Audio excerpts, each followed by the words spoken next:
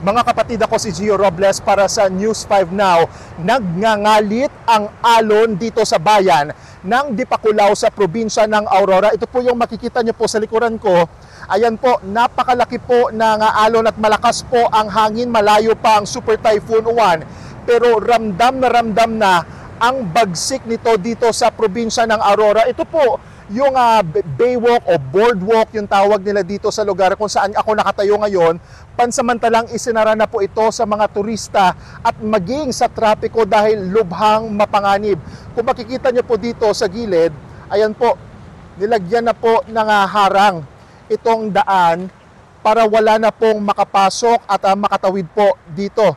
Sa ngayon po, mahaba po itong lugar po na ito at kung makikita nyo po ay halos inabot na rin ng tubig itong daan. Ayan yung mga bato po sa gilid ay kumbaga parang halos itinapon na po dito sa may kumbaga baywalk na po na ito. Ayan po, napakalakas po ng alon at may mga ilang bahay na rin po na pinasok ng tubig mula po rito sa bayan ng Dipakulaw. Ako po si Gio Robles at mag-a-update po kami sa latest mula dito sa probinsya ng Aurora.